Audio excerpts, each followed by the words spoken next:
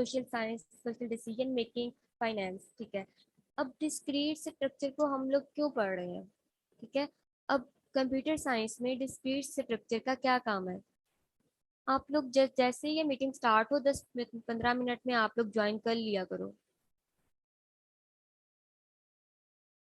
ठीक है, अब हमें पता है हम कंप्यूटर साइंस के स्टूडेंट्स हैं। ठीक है, जब कंप्यूटर जो वर्किंग कर रहा है वो बाइनरी फॉर्म पे वर्किंग कर रहा है, उसके जितने भी प्रोग्रामिंग में जितनी भी रूल्स यूज हो रहे हैं वो सारे सारे बाइनरी फॉर्म में है। ठीक है, अब डिस्क्रीट स्ट्रक्चर जो है इसकी डिफरेंट रीजन है स्टडी करने के लिए। फर्स्ट रीजन इज दैट कि आप लोगों में मैथमेटिकल मेच्योरिटी आ जाए। ठीक है, मैथ्स की मेच्योरिटी आ जाए, क्योंकि मैथ्स जो है वो एसेंशियल है, वो इम्पॉर्टेंट है किसी भी डिसिप्लिन के लिए। वो कंप्यूटर साइंस डिसिप्लिन है, वो किसी भी कोई भी साइंस डिसिप्लिन है, सोशल साइंस डिसिप्लिन है, कोई भी डिसिप्लिन है उसमें मैथ्स जो है वो कंपलसरी है। ठीक है, वो जरूरी है, एसेंशियल पार्ट है। तो एक तो मैथ की मेच्योरिटी के लिए आपको डिस्क्रीट स्ट्रक्चर को पढ़ना पड़ेगा। सेकंड इज दैट कि नेक्स्ट आपके जो सेमेस्टर्स आएंगे, ठीक है, उसमें कोई आपके एडवांस कोर्सेज आएंगे, जैसे उसमें थ्योरी ऑटोमेटा है। ठीक है, उसके बाद डेटा स्ट्रक्चर है। तो जो इस तरह के सब्जेक्ट्स हैं उनके लॉजिक्स को अंडरस्टैंड करने के लिए आपके डिस्क्रीट स्ट्रक्चर के कॉन्सेप्ट क्लियर होना जरूरी है। अगर आप लोगों ने डिस्क्रीट स्ट्रक्चर का पहले पढ़ा होगा, देन आप लोग theory of automata, data structure और जो इस तरह के मैथ से रिलेटेड कोर्सेज हैं उन्हें कवर कर सकोगे। इसलिए ये इम्पॉर्टेंट कोर्स है। अब बात है कि ये थोड़ा सा ड्राई है। ठीक है, इसमें मैथ्स के क्वेश्चंस आ जाएंगे या उससे रिलेट कर रहा है। ठीक है, लेकिन ऐसा नहीं है। हम लोग इस कोर्स को इंटरेस्टिंग बनाएंगे कि आप लोगों को एक तो ये टफ नहीं लगे, बोर नहीं लगे। ठीक है, और आप लोगों को इजीली इसकी अंडरस्टैंडिंग हो। तो स्टार्ट करते हैं अपना डिस्क्रीट स्ट्रक्चर। डिस्क्रीट स्ट्रक्चर में अगर हम लोग देखें, सबसे पहले इसकी ऑब्जेक्टिव्स है। ठीक है, सेकेंड क्लियर? जी मैम।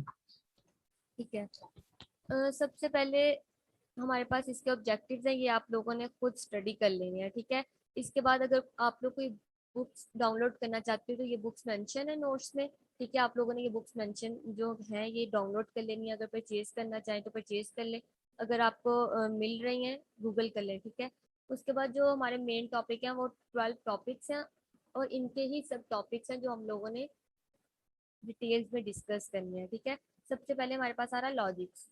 अब ये देखिए आपके सामने जो डायग्राम आ रही है, जो आपको ग्राफ नजर आ रहे हैं। ठीक है, डिस्क्रीट और कंटिन्यूस। ठीक है, अब डिस्क्रीट में हमारे पास क्या है कि एक स्कैटर्ड वैल्यूज है। ठीक है, डॉट्स की फॉर्म में है। और कंटिन्यूस में हमारे पास कोई वैल्यूज नहीं है, कंटिन्यूअली हमारा जो कर्व है वो मूव कर रहा है। ठीक है, ऐसे ही है ना, डिस्क्रीट में हमारे पास डिस्टेंस आ रहा है, क्लियरली मूव नहीं करता। और कंटिन्यूस में क्या होता है, आपकी कंटिन्यूस वैल्यूज आती हैं। ठीक है, वो कंटिन्यूली मूव करती हैं आपके ग्राफ्स में।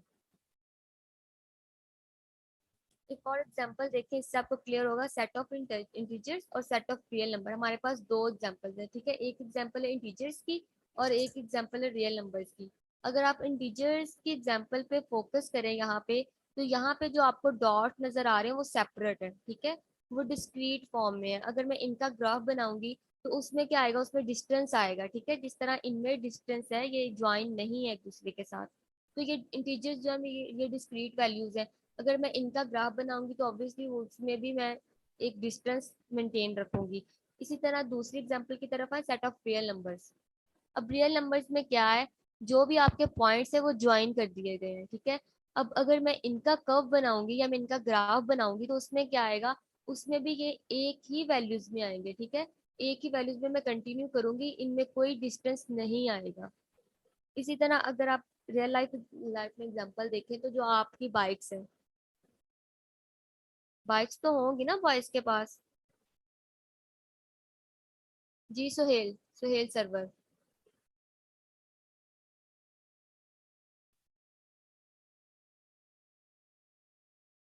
आप लोग सब सोए हुए हो?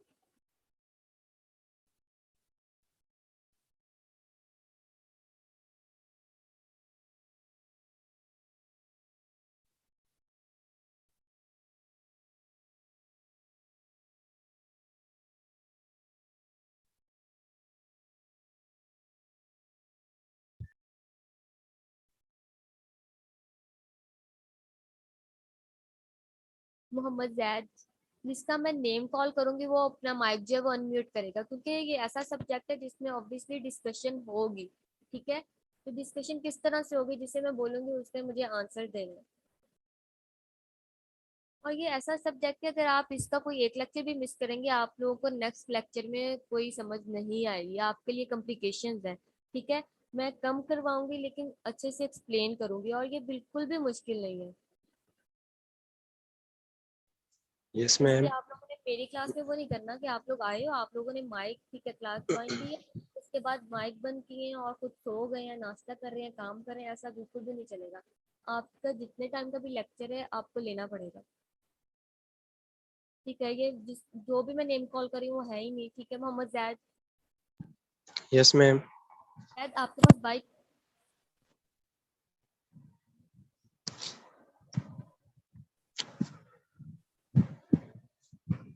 इतना मुश्किल क्वेश्चन है मेरा।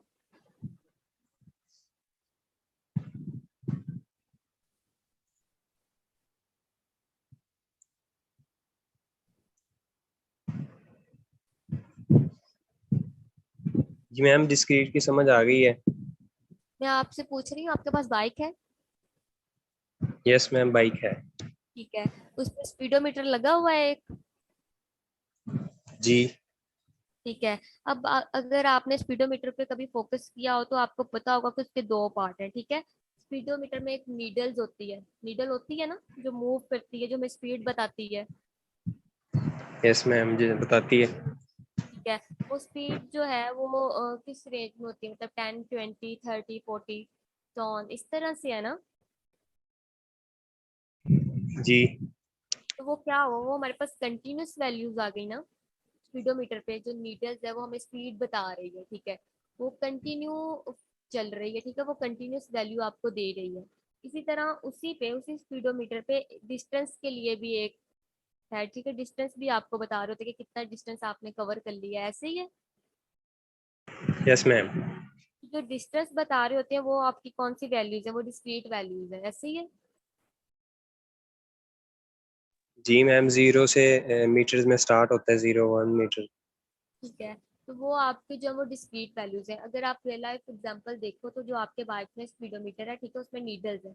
नीडल्स आपको स्पीड्स बता रही है, स्पीड्स आपकी कंटिन्यूस फॉर्म में जा रही है। अदर वन आपके पास डिस्टेंस आ रहा है। ठीक है, डिस्टेंस जो है वो आपके पास डिस्क्रीट वैल्यूज है। तो इसी चीज को हम लोग फर्दर डिस्कस करेंगे। ठीक है, अब डिस्क्रीट मैथमेटिक्स से डिस्क्रीट स्ट्रक्चर है क्या? Discrete mathematics concern process that consist of sequence of individual steps. ठीक है, इसमें हमारे पास डिफरेंट स्टेप्स आ जाते हैं, जो सीक्वेंस है, इंडिविजुअल स्टेप्स आ जाते हैं डिस्क्रीट मैथमेटिक्स में। सबसे पहले हम लोग डिस्कस करेंगे लॉजिक को। जो आज का हमारा लेक्चर है, जो आज का हमारा टॉपिक है वो लॉजिक्स के ऊपर है। ठीक है, अब लॉजिक क्या है? Logic is the study of principles and methods that distinguish between are valid and invalid arguments.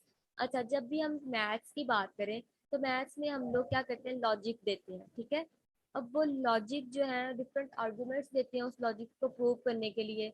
ऐसे ही है ना? आप देते हो, ठीक है, आप कोई भी कंडीशन बताते हो, कोई भी स्टेटमेंट बताते हो।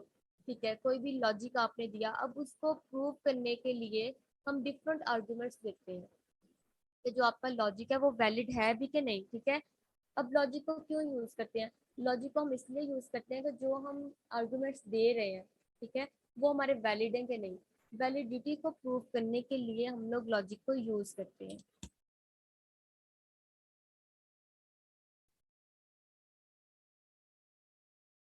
ठीक है, अब लॉजिक क्या आइडेंटिफाई करेगा? लॉजिक आइडेंटिफाई करेगा कि कौन सा आर्गुमेंट वैलिड है और कौन सा आर्गुमेंट इनवैलिड है। इसको हम एग्जांपल में देखेंगे तो आपको मजीद क्लियर होगा। अच्छा, अब इसमें चीज आती है स्टेटमेंट। स्टेटमेंट क्या है? Statement is the declarative sentence. अब डिक्लेरेटिव सेंटेंस कौन से होते हैं? ऐसे सेंटेंस होते हैं जो कोई स्टेटमेंट बनाए, ठीक है, जो कोई फैक्ट बताए, किसी चीज को प्रूव करें, किसी चीज को एक्सप्लेन करें। ठीक है, हमें हमें जो है वो इंफॉर्मेशन कन्वे करे। स्टेटमेंट्स क्या है? सपोज मैं कहती हूँ 2 + 2 = 4। ठीक है, ये एक स्टेटमेंट है, इसकी कोई लॉजिक है, ये फैक्ट है। ठीक है, इससे हमें क्या इंफॉर्मेशन मिल रही है? ठीक है, ये एक्सप्लेनेशन हमें दे रहा है, ये एक फैक्ट है, तो ये हमारे पास एक स्टेटमेंट है। A statement is a declarative sentence that either true or false but not both। या तो आपकी स्टेटमेंट ट्रू होती है या आपकी स्टेटमेंट फॉल्स होती है। ऐसा पॉसिबल ही नहीं है कि एट अ टाइम आपकी जो स्टेटमेंट है वो ट्रू भी है और फॉल्स भी है। सपोज 2 + 2 = 4, अब ये ट्रू है, यहाँ तो मैं इसे ट्रू बोलूंगी। अगर मैं लिखती 2 + 2 = 5 तो ये फॉल्स था। अब एट अ टाइम ये ट्रू और फॉल्स नहीं हो सकता। इसी तरह जो आपकी स्टेटमेंट है, या तो वो ट्रू होगी या वो फॉल्स होगी। दोनों कंडीशन में से कोई एक कंडीशन होगी, दोनों कंडीशन एट अ टाइम नहीं हो सकती। A statement is also refer to as a proposition. अब प्रोपोजिशन क्या होता है? क्या होता है प्रोपोजिशन? एक ऐसी स्टेटमेंट होती है जो कोई प्रोपोजिशन स्टेटमेंट बनाती है, ठीक है। ऐसी स्टेटमेंट है जो कोई जजमेंट करे, ठीक है, या कोई ओपिनियन दे, कोई जजमेंट एक्सप्लेन करे, एक्सप्रेस करे, ठीक है। बहुत कोई आइडिया हो गया, कोई प्लान हो गया, कोई सजेशन हो गया, ये सारी चीजें आपकी प्रोपोजिशन में आ जाएंगी, ठीक है। अब इसकी एग्जांपल में देखें। फर्स्ट एग्जांपल है 2 + 2 = 4। अब ये बताएंगे स्टेटमेंट है कि नहीं।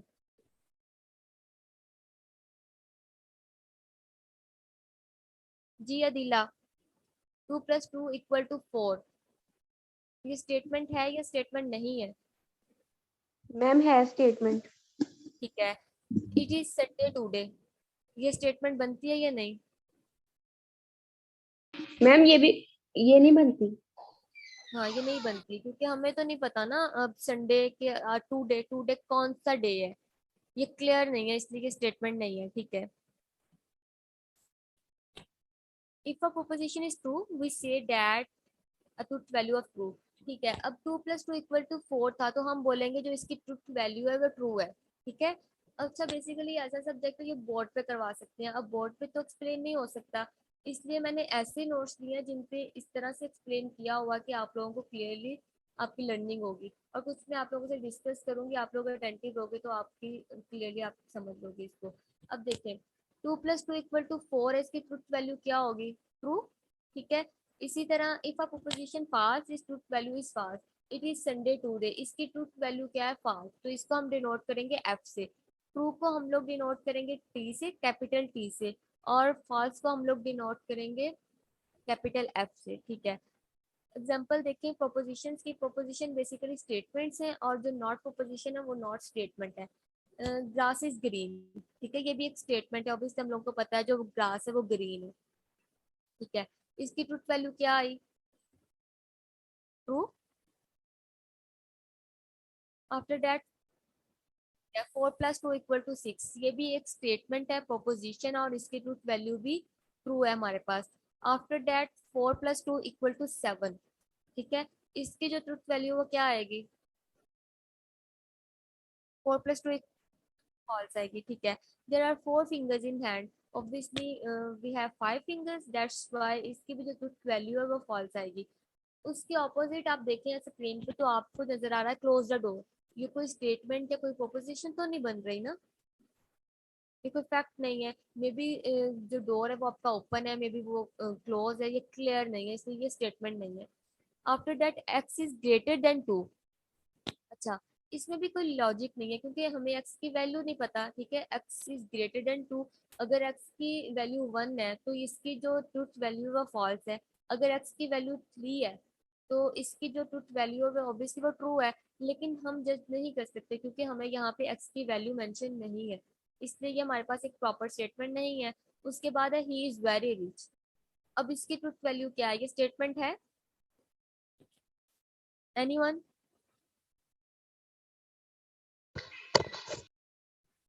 जी Aamna Ilyas. No ma'am. Reason बताएं आप।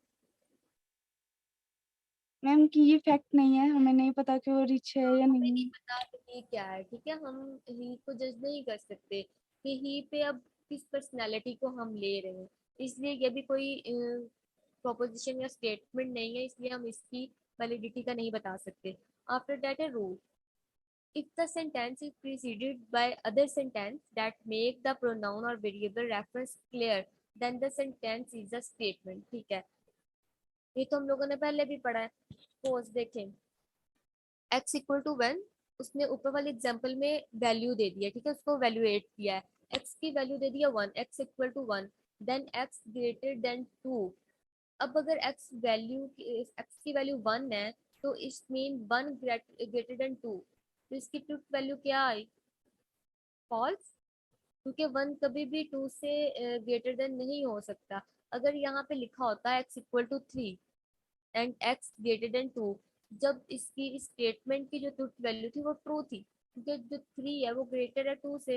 लेकिन यहाँ पे जो हमें कंडीशन बताई गई है, जो वैल्यू दी गई है x को, वो 1 है, तो 1 ग्रेटर देन 2 इट्स मीन इसकी जो ट्रुथ वैल्यू है वो है फॉल्स। दूसरी साइड पे दूसरी एग्जांपल देखें, Bill Gates is an American. ठीक है, ये भी एक स्टेटमेंट है, he is very rich. Obviously सबको पता है कि वो रिच है। तो अगर तो यहाँ पे सिंपली बात हो ही इज वेरी रिच, तो हमें नहीं पता ही को हम किसको डिनोट कर रहे हैं, ही से कौन सा पर्सन हम लोग ले रहे हैं ही से। अब यहाँ पे उन लोगों ने उसको वैल्यू दे दी है बिल गेट्स। ठीक है, तो Bill Gates is a very rich man, तो इसकी जो ट्रूथ वैल्यू ऑब्वियसली वो ट्रू है। अब सिंपली पहले उन्होंने कंडीशंस बताई थी कि ये स्टेटमेंट है या स्टेटमेंट नहीं है। उसके बाद उन लोगों ने कुछ रूल्स उस पर अप्लाई किए, उसको वैल्यूएट किया, उसको वैल्यूज दिए। वैल्यूज देने के बाद हम उनकी कुछ वैल्यूज बता रहे हैं कि वो ट्रू में आ रही है या वो फॉल्स में आ रही है। ठीक है, अब नेक्स्ट देखिए, हमारे पास डिफरेंट स्टेटमेंट्स है। इसमें हम लोगों ने डिफाइन करना है, डिसाइड करना है कौन सी स्टेटमेंट है और कौन सी नहीं है। x+2 is positive.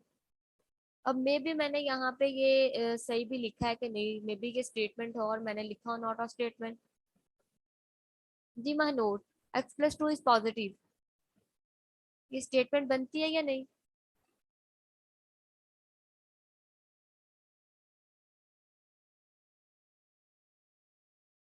Abdullah Tariq.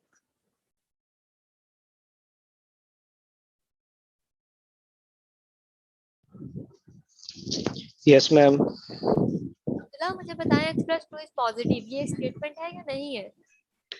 x+2 is क्या? Positive. x+2 is positive. Screen नजर आ रही है आपको Abdullah? Yes ma'am yes.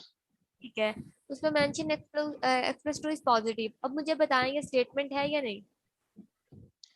Ma'am ये स्टेटमेंट नहीं है। क्यों नहीं है, कैसे नहीं है ये स्टेटमेंट?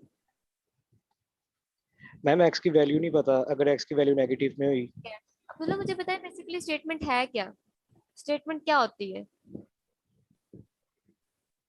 दो टाइप की होती है मैम, शायद ट्रू फॉल्स।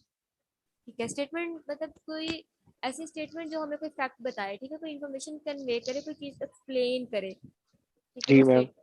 अब हमारे पास एक्स की वैल्यू नहीं है, इसलिए स्टेटमेंट नहीं है। ठीक है, नेक्स्ट हमारे पास न्याय कमी। अब ये बताएंगे मैम एक क्वेश्चन है, एक अगर सेकंड हम जी करें क्वेश्चन। x की वैल्यू को छोड़ के इसको देखें, y is equal to x+2, ये स्टेटमेंट बन सकती है? Y equal to, x+2। नहीं इसमें भी वाई की वैल्यू तो मेंशन ही नहीं है, इससे हमें कोई भी क्लियर लॉजिक तो समझ नहीं आ रहा है, इसलिए ये स्टेटमेंट नहीं है। ठीक है, स्लोप ऑफ लाइन का मैम उससे नहीं निकल सकता ये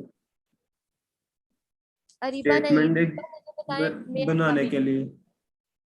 स्टेटमेंट ऐसी स्टेटमेंट जो आपको दिखने में क्लियरली उसकी लॉजिक समझ में आ जाए। ठीक है, जो कोई फैक्ट ठीक एक्सप्लेन कर रहा है वो हमारे पास स्टेटमेंट है। जिसको लेके हम कंफ्यूज हैं, हमें आइडिया नहीं है, वो हमारे पास स्टेटमेंट नहीं है। सिंपल इसका कॉन्सेप्ट है अभी।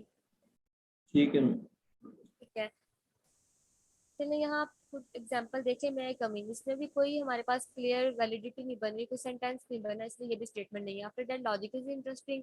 ठीक है, ये एक स्टेटमेंट है क्योंकि लॉजिक इंटरेस्टिंग है, ये फैक्ट पे बेस कर रहा है। उसके बाद इट इज हॉट टुडे, ये भी एक स्टेटमेंट है। ठीक है, उसके बाद -1 ग्रेटर देन 0, ये भी स्टेटमेंट है। ठीक है, x+y=12, जैसे आपने अभी पूछा कि x+y को अगर हम वैल्यू दे इक्वल टू जी और वट एवर, तो वो हमारे पास स्टेटमेंट नहीं है, क्योंकि हमें ना एक्स की वैल्यू का पता है ना हमें वाई की वैल्यू का पता है। इसलिए हमारे पास कोई फैक्ट नहीं है स्टेटमेंट को लेके, इसलिए हमारे पास स्टेटमेंट नहीं है। नेक्स्ट हमारे पास आ रहा है कंपाउंड स्टेटमेंट। कंपाउंड मीन्स हम लोग ज्वाइन करते हैं दो चीजों को। ठीक है, simple statements could be used to build up compound statements. अब कंपाउंड स्टेटमेंट में हमारे पास क्या होता है, एक से ज्यादा स्टेटमेंट्स हो सकती है। ठीक है, they can be 2, they can be 3 and so on. ठीक है, अब सिंपल स्टेटमेंट में तो मेरे पास एक स्टेटमेंट है, जैसे 2+2=4 या इट इज संडे। ठीक है, कुछ एक स्टेटमेंट है। अब कंपाउंड स्टेटमेंट में क्या होता है कि हमारे पास दो स्टेटमेंट्स आ जाती हैं, उन दो स्टेटमेंट्स को हम लोग ज्वाइन करते हैं, ठीक है। सपोज 3+2 = 5, ये एक स्टेटमेंट है आपके पास, and Lahore is a city in Pakistan, ये दूसरी स्टेटमेंट है। इन दोनों स्टेटमेंट्स को हमने ज्वाइन करने के लिए क्या यूज किया है, एंड, ठीक है। आफ्टर डेट हमारे पास स्टेटमेंट है द ग्रास इज ग्रीन, ये हमारे पास स्टेटमेंट नंबर 1 है। और ठीक है, और हमने कंपाउंड करने के लिए यूज किया है इट इज हॉट टुडे, ये हमारे पास सेकंड स्टेटमेंट है। इन दोनों सिंपल इंडिविजुअल स्टेटमेंट्स को हम लोगों ने कंपाउंड स्टेटमेंट बनाने के लिए क्या यूज किया है, और को। After that third example, discrete mathematics is not difficult to me, ठीक है। डिस्क्रीट मैथ्स, ये आपकी एक स्टेटमेंट है, उसके बाद नॉट आपने लगा दिया उनको कंपाउंड करने के लिए, किसके साथ, नॉट डिफिकल्ट टू मी, ठीक है। आप लोगों ने डीएलडी का सब्जेक्ट पढ़ा है सेकंड सेमेस्टर में? Yes ma'am. ठीक है, उसमें आप लोगों ने कुछ गेट्स पढ़े होंगे, जी मैम। एंड गेट पढ़ा होगा, और पढ़ा होगा, नॉट पढ़ा होगा। बेसिकली जो डिस्क्रीट स्ट्रक्चर में कॉन्सेप्ट्स हैं एंड और नॉट के, वो वही है, ठीक है, जो आप लोगों ने डीएलडी में पढ़े थे, ठीक है। अब जो ये आपने लगाई है स्टेटमेंट्स को कंपाउंड करने के लिए, एंड और नॉट, ये बेसिकली क्या है, ये लॉजिकल कनेक्टिव्स हैं, ठीक है। अगर हम यहाँ पे टेबल देखें, आपको जो नजर आ रहा है, ठीक है, उसमें हमारे पास डिफरेंट कनेक्टिव आ जाते हैं। सबसे पहले निगेशन, निगेशन का मीनिंग है नॉट, ठीक है। जहां भी हम निगेशन वर्ड यूज करेंगे इट्स मीन हम लोग नॉट की बात कर रहे हैं, और इसका जो सिंबल है उसको हम बोलते हैं टिल्डा।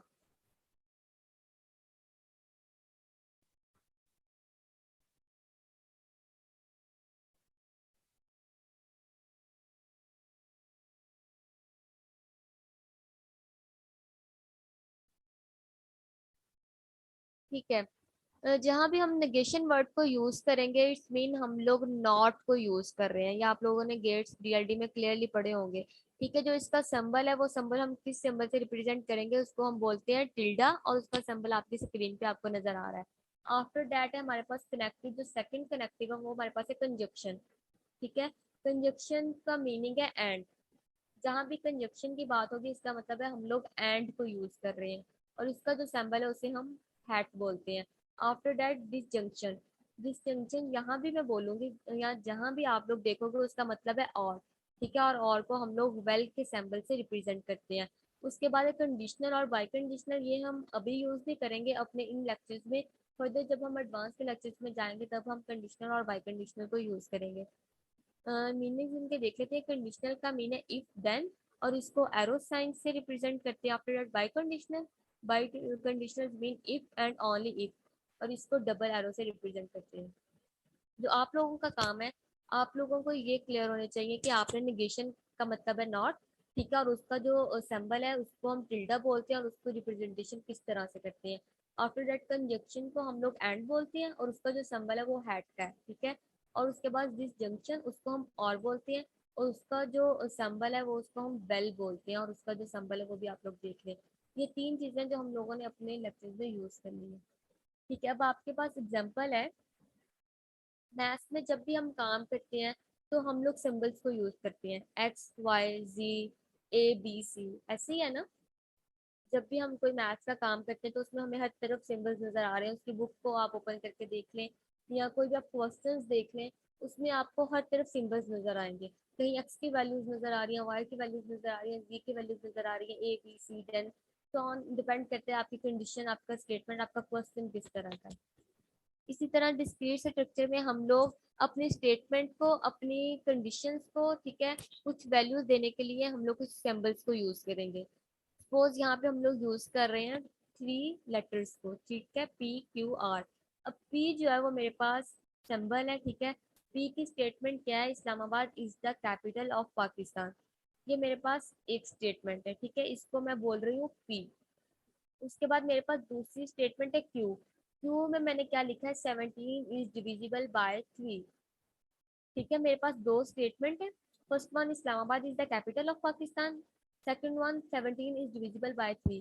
फर्स्ट वन को मैं पी से डिनोट कर रही हूँ, सेकंड को मैं क्यू से डिनोट कर रही हूँ। अब आपने इन कनेक्टिव को यूज करते हुए, इन कनेक्टिव के थ्रू आपने बताना है। सिंपल आपने इंग्लिश में भी एक्सप्लेन करना है, उसके बाद इनकी कनेक्टिव क्या बनती है, ठीक है, वो भी आप लोगों ने बताना है। ये मेरे पास स्टेटमेंट्स आ गई। उसके बाद राइट साइड पे आप देखें, आपके पास करेक्टिव्स हैं, ठीक है, लगाई हुई आपने, और लेफ्ट साइड पे आप लोग देखें आपके पास सिंपल इंग्लिश के सेंटेंस है। अब आपके क्वेश्चंस में आप लोगों को जो राइट साइड का पोर्शन है वो भी दिया जा सकता है कि आपने इन पोर्शंस के देते हुए आपको पी की वैल्यू दी है, आपको क्यू की वैल्यू दी है, ठीक है, और आपने बताना है पी एंड क्यू, ठीक है, तो आपने उसको भी लिख देना है। और अगर आपको सिंपल इंग्लिश स्टेटमेंट दी जाए तो आपने उस स्टेटमेंट से अपनी लॉजिकल कंडीशंस बतानी है, ठीक है। पी, और मैंने कौन सा सिंबल यूज किया है, एंड के लिए कौन सा सिंबल यूज हो रहा है, हैट यूज करते हैं, ठीक है। पी हैट क्यू, क्या मतलब है इसका कि ठीक है, P means Islamabad is the capital of Pakistan, hat use किया है मींस इसमें इंग्लिश में क्या हम यूज करेंगे, एंड क्यू की वैल्यू क्या है, 17 इज डिविजिबल बाय 3। तो अगर पी हैट क्यू को मैं लिखूंगी और अगर मैं पूछूंगी इसकी इंग्लिश में सेंटेंस क्या बनता है, तो आप पहले पी की वैल्यू लिख दोगे, पी की वैल्यू क्या है, Islamabad is the capital of Pakistan, after that आप लोग हैट यूज कर रहे हो तो एंड लगा दोगे, एंड सेकंड क्यू की वैल्यू लिख दोगे। इसी तरह पी वेल क्यू, ठीक है, पी वेल क्यू में आप पी की वैल्यू लिख रहे हो, वेल मीन्स और लगा दोगे, और 17 is divisible by 3, second condition लिख दोगे। उसके बाद है मेरे पास नॉट, नॉट की कंडीशन है, ठीक है। अब मैंने यहाँ पे लगाया है निगेशन, टिल्डा, टिल्डा है ना ये symbol, tilde P, tilde P मतलब जो मैंने पी की वैल्यू दी है ना उसको मैंने ऑपोजिट कर देना है। सपोज मैं लिख दूंगी Islamabad is not the capital of Pakistan, clear. P की वैल्यू दे दी है इट इज हॉट, और क्यू की वैल्यू दे दी है इट इज सनी, ठीक है। अब बताएं मुझे,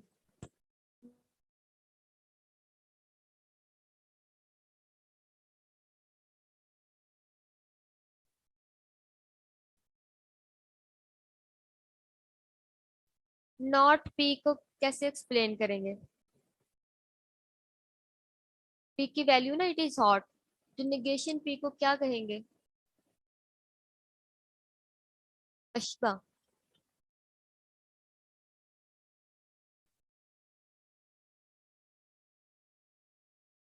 अरीबा नाहिद, जी मैम। अरीबा मुझे बताएं, It is not. पी की वैल्यू मेरे पास है इट इज हॉट, तो अगर मैं इसको करूं इट इज नॉट हॉट, तो मैं इसके साथ कौन सा सिंबल यूज करूंगी, मैं कैसे इसको रिप्रेजेंट करूंगी पी को, मैम निगेशन के थ्रू करेंगे, वेल्डा का सिंबल यूज ठीक है। करेंगे। अगर मैं बोलूँ it is hot and Sunny, ठीक है, तो इट इज हॉट किसकी वैल्यू है, मैम पी की।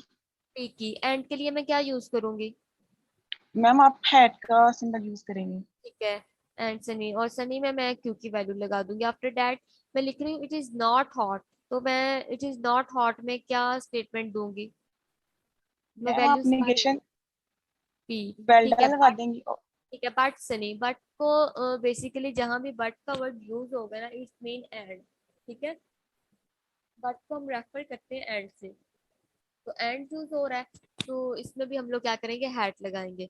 अच्छा, उसके बाद है it is neither hot nor summer nor Sunny, तो हम दोनों के साथ क्या कर देंगे, नेगेशंस लगा देंगे, नॉट का सिंबल लगा देंगे, टिल्डा,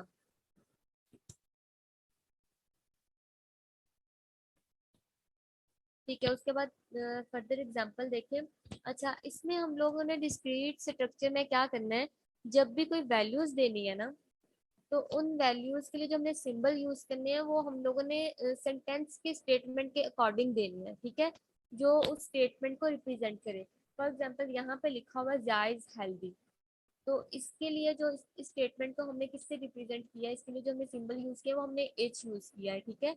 हेल्दी से हमने लिया है एच को, ठीक है। After that Zia is wealthy, wealthy के लिए हम लोगों ने डब्ल्यू सिंबल यूज किया है। उसके बाद है जिया इज वाइज, अब वाइज के लिए भी हम लोगों ने डब्ल्यू यूज करना था, लेकिन एग्जाम्पल में हम लोगों ने सिंबल्स दिए हैं, कोई स्टेटमेंट दिए, स्टेटमेंट को हम लोगों ने सिंबल्स दिए, ठीक है। उसमें हमारे पास एच डब्ल्यू और एस आ रहा है, ठीक है। अब इनको हम लोगों ने ट्रांसलेट करना है अपनी कंपाउंड स्टेटमेंट बनाने के लिए भी, और हमने इसकी सिंबॉलिक फॉर्म भी बनानी है, ठीक है। सबसे पहली जो कंपाउंड स्टेटमेंट हम लोग बनाएंगे, ठीक है, वो हम लोग बनाएंगे जा is healthy and wealthy but not wise. अब इसमें हम लोगों ने 3 स्टेटमेंट्स को यूज किया। मैंने जब आप लोग को स्टेटमेंट का बताया था तो मैंने उसमें बताया था they could be 2, they could be 3 and they could be 4 5 6 so on, ठीक है। इसमें जो हम 3 स्टेटमेंट्स हमने बताई हैं, अब हम इन तीनों स्टेटमेंट को यूज कर रहे हैं, ट्रांसलेट कर रहे हैं। अगर आपको सिंपल स्टेटमेंट बताई गई है तो आपने उसको सिंबॉलिक फॉर्म में कन्वर्ट करना है, ठीक है। या आपको मे भी इस तरह से हो कि आपको सिंबॉलिक फॉर्म में आपको कंडीशंस मिल जाएं और आपने उन्हें कन्वर्ट करना हो कंपाउंड स्टेटमेंट में।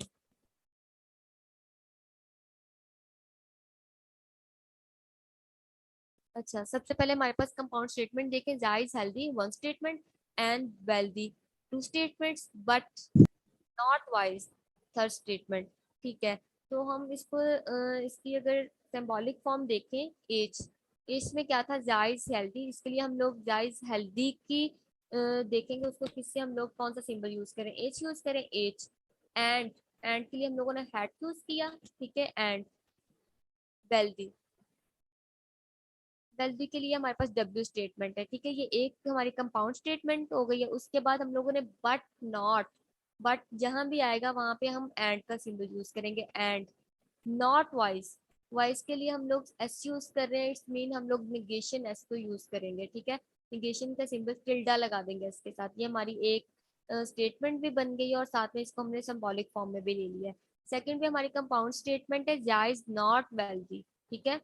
जा इज नॉट वेल्दी के लिए हम लोग, वेल्दी के लिए हम जो सिंबल यूज करें वो डब्ल्यू यूज करें, इसलिए नॉट लग गया। नॉट के लिए हम लोग इसके साथ टिल्डा लगा देंगे। आफ्टर दैट बट, जहाँ पे बट है वहां पे आपने एंड का सिंबल यूज करना है। एंड का सिंबल लगाया, ही इज हेल्दी, ठीक है। हेल्दी की स्टेटमेंट कहाँ थी हमारे पास, एज में थी, एज लगा दिया। उसके बाद एंड, जहाँ पे भी एंड आया आपने हैड का सिंबल यूज किया।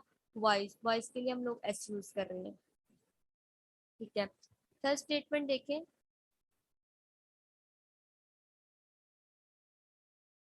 जा इज नीदर हेल्दी, ठीक है। अब हेल्दी को ऑपोजिट कर देंगे, इसके साथ टिल्डा लगा देंगे। उसके बाद वेल्दी, वेल्दी के साथ भी हम लोग क्या लगा देंगे, टिल्डा लगा देंगे, नॉट का सिंबल लगा देंगे। नॉर वाइज, तीनों के साथ हम लोग क्या यूज कर देंगे, निगेशन को यूज कर देंगे। ये हमारी एग्जाम्पल आ गई है। इसी तरह अगर कोई और एग्जाम्पल हो तो आप लोग ऑब्वियसली वो कर लोगे।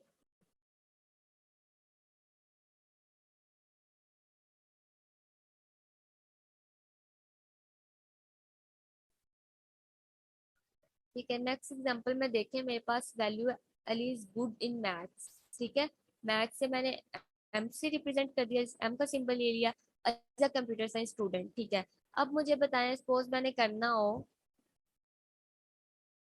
Ali is not good in maths, तो क्या करूंगी मैं। जी, महनूर है क्लास में, ठीक है। महनूर, और अगर मैं बोलूं Ali is good in maths but Ali is not good in computer science, तो मैं इसको किस तरह से, इसको सिंबॉलिक फॉर्म इसकी क्या होगी।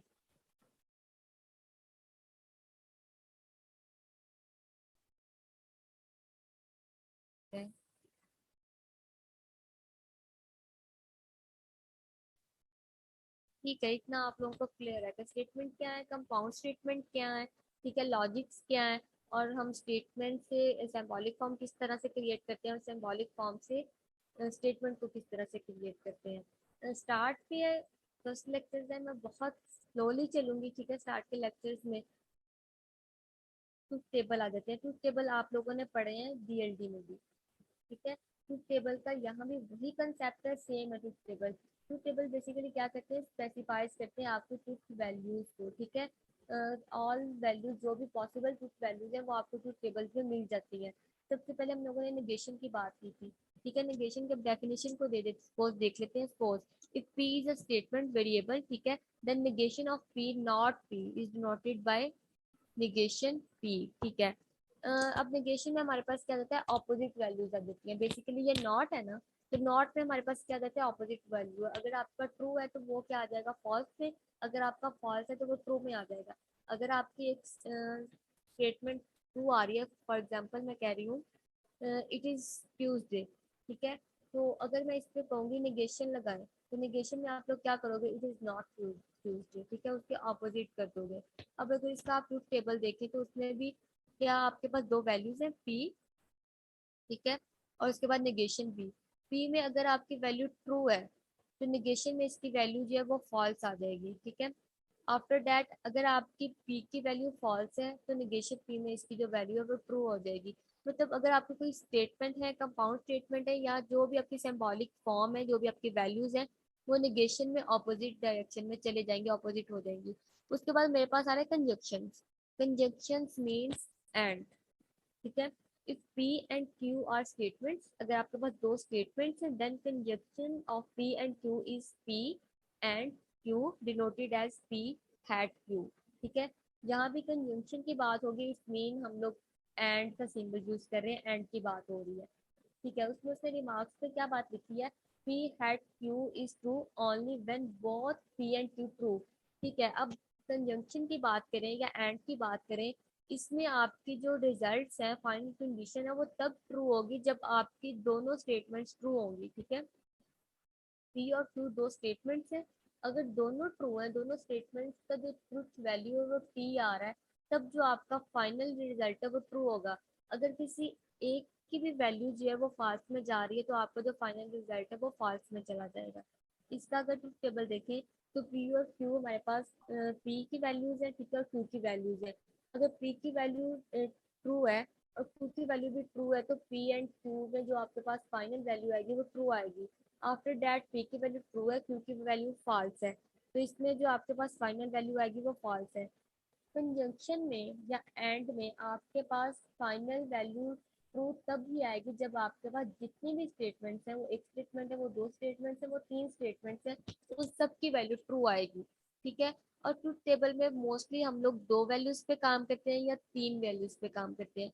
हमारे पास या तो दो वेरिएबल्स होते हैं या तीन वेरिएबल्स होते हैं, ठीक है। इससे ज्यादा वेरिएबल्स नहीं होते। वो क्यों नहीं होते, कि अगर हम इससे ज्यादा वेरिएबल्स लेंगे ना तो जो हमारा टेबल है उसका साइज बहुत ज्यादा होता जाएगा। इसलिए कुछ वैल्यूज में मोस्टली आप लोगों के पास तीन वैल्यूज आएंगे या तीन वेरिएबल्स आएंगे, इससे ज्यादा कहीं भी ज्यादा नहीं आएंगे। तो ये हमारे पास एंड की बात होगी। उसके बाद मेरे पास है डिसजंक्शन। डिसजंक्शन मीन और, ठीक है, इंक्लूसिव और इसको बोलते हैं, जहाँ भी मे बी आपके पास जो वर्ड यूज हो वो और का हो या फिर वो डिसजंक्शन का हो, ठीक है। If P and Q are statements then disjunction of P and Q is denoted P और क्यू, ठीक है। और इसको हम डिनोट करेंगे पी वेल क्यू के साथ। अब इसमें क्या है, इसकी जो आपकी फाइनल कंडीशन है वो अगर एक भी वैल्यू ट्रू है पी या क्यू में से, तो जो आपकी फाइनल वैल्यूज है वो आपकी ट्रू है। और फॉल्स किस कंडीशन में होंगी, अगर आपकी पी की वैल्यूज भी फॉल्स है, अगर आपकी क्यू की वैल्यू भी फॉल्स है, तो अब आपका जो फाइनल रिजल्ट है वो फॉल्स में जाएगा। इसका ट्रूथ टेबल देख लें, उससे आपको क्लियर हो जाएगा। पी की वैल्यूज में अगर पी ट्रू है, क्यू ट्रू है, तो उसका पी वेल क्यू, मतलब पी और क्यू ट्रू में जाएंगे। उसके बाद पी की वैल्यू ट्रू है, क्यू की वैल्यू फॉल्स है, तब भी आपका रिजल्ट ट्रू में जाएगा, क्योंकि इसमें और की कंडीशन में क्या होता है कि आपकी कोई एक वैल्यू ट्रू होनी चाहिए। आफ्टर दैट पी की वैल्यू अगर फॉल्स भी या क्यू की ट्रू है तब भी आपका रिजल्ट ट्रू में जाएगा। फॉल्स किस कंडीशन में जाएगा, फॉल्स उस कंडीशन में हमें मिलेगा जब आपके पास दोनों वैल्यूज जो है वो फॉल्स होगी, ठीक है। फर्स्ट लेक्चर में अगर आप समरी में देखें तो हम लोगों ने देखा स्टेटमेंट क्या है, ठीक है, how a compound statement is form, हम कंपाउंड स्टेटमेंट को किस तरह से बनाते हैं। उसके बाद लॉजिकल कनेक्टिव्स क्या है, लॉजिकल कनेक्टिव्स में हम लोगों ने निगेशंस को देखा, निगेशंस मीन नॉट। उसके बाद कंजंक्शंस को देखा, conjunctions means and. After that distinction, distinction means और, ठीक है। ये तीन चीजें हम लोगों ने देखी हैं। How to construct a truth table for a statement form, कि हम इनके ट्रूथ टेबल को किस तरह से क्रिएट करेंगे, ये चीजें हम लोगों ने अभी फर्स्ट लेक्चर में देखी है। इससे ज्यादा मैं नहीं बोलूंगी क्योंकि बोलना तो आसान है लेकिन सुनना बहुत मुश्किल है, और स्पेशली ऑनलाइन लेक्चर्स में सुनना उससे भी ज़्यादा मुश्किल है। फिजिकल लेक्चर्स में ठीक है, आप लोगों को पिक्चर्स नज़र आ रही होती है, ठीक है, आप लोग इंटरेस्ट ले रहे हो तो सभी एक्टिवली बैठे होते हो, डिस्कशंस चल रही होती है, आप लोगों का फोकस बोर्ड की तरफ होता है, तो वो इतना मुश्किल नहीं है उसको बर्दाश्त करना। ऑनलाइन में आप लोगों को कोई बोर्ड नज़र नहीं आ रहा, ठीक है, कोई वो उस तरह से डिस्कशन नहीं चल सकती जिस तरह से हो सकती है, इसलिए इसको करना मुश्किल है। ऐसे ही है।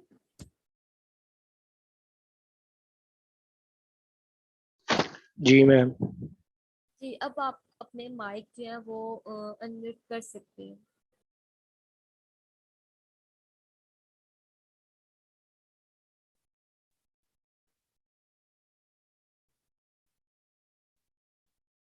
जी, वहाँ समराइज करें हमने इस लेक्चर में क्या देखा, क्या आपको समझ आई इसमें?